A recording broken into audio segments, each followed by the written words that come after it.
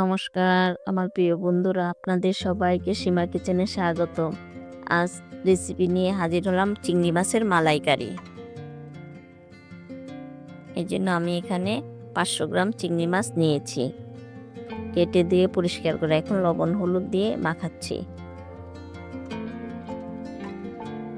ঢেকে রেখে দিলাম 20 মিনিটের জন্য। 20 মিনিট পর ফিরে আসলাম। এখন একটা প্যানে হাফ কাপ সরিষার তেল গরম দিলাম। এখন মাছগুলো দিয়ে দিচ্ছি ভাজার জন্য। আমার প্রিয় বন্ধুরা, আপনারা যারা কষ্ট করে আমার ভিডিওগুলো দেখেন এবং সুন্দর সুন্দর কমেন্ট করেন, সেই আপু ভাইয়া দিদিদের জানাই অসংখ্য অসংখ্য ধন্যবাদ এবং আন্তরিক ভালোবাসা। আর যারা আমার নতুন বন্ধু, তাদেরকেও জানাই অনেক অনেক ভালোবাসা। তারা অবশ্যই সাবস্ক্রাইব করে আমার ভিডিওটা দেখবেন লাইক দিয়ে। এখন মাছগুলো উল্টিয়ে দিচ্ছি। মাছগুলো বেশিক্ষণ ভাজবো না, এক মিনিট করে ভাজলেই হবে। একটু লাল হয়ে আসলে উল্টিয়ে দেবো, কারণ বেশি ভাজলে চিংড়ি মাছ শক্ত হয়ে যাবে। এখন মাছগুলো উঠিয়ে নিচ্ছি। এখন ফোড়নে দিচ্ছি 2-3টা এলাচ, দারচিনি 2 টুকরা, একটা শুকনো মরিচ মাঝখানটা চিড়ে দিয়ে দিলাম, আর 2-3টা লবঙ্গ দিয়েছি।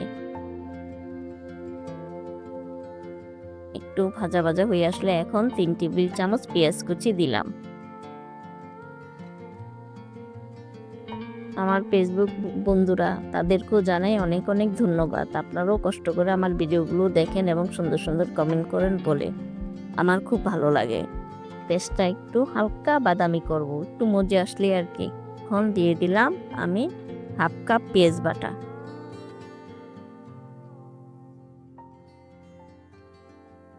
ভাজা হয়ে আসলে দিলাম 1 চামচ আদা বাটা, 1 চামচ মরিচের গুঁড়া, হাফ চামচ হলুদের গুঁড়া, হাফ চামচ রসুন,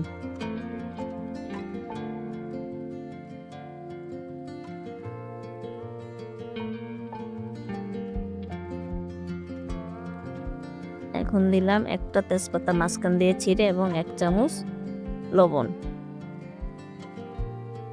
এখন হাফ কাপ নারকেলের দুধ দিয়ে দিলাম।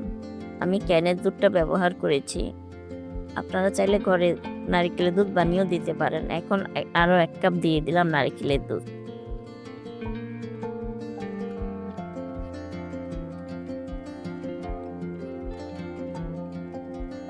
এখন আরও হাফ কাপ দিলাম। মোট আমি 2 কাপ নারকেলের দুধ ব্যবহার করেছি, আমি কোনো পানি ব্যবহার করিনি। চিংড়ি মাছের মালাইকারিতে পানি দিলে ভালো লাগে না, তার জন্য আমি পানি ব্যবহার করিনি, শুধু নারকেলের দুধ দিয়ে রান্না করব। এখন ঢেকে দিলাম বলক আসা পর্যন্ত। এখন বলক চলে আসছে, একটু নেড়ে দিচ্ছি।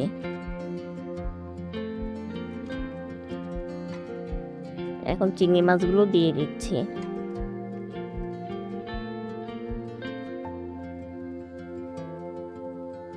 আবার ঢেকে দিচ্ছি 5 মিনিটের জন্য। 5 মিনিট পর ফিরে এলাম। এখন মাছগুলো উল্টিয়ে দিচ্ছি।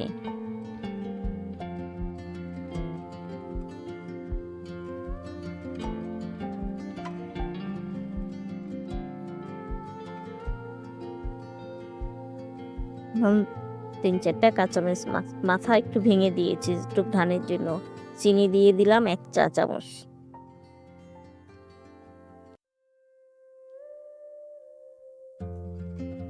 ঘি দিলাম 1 চা চামচ।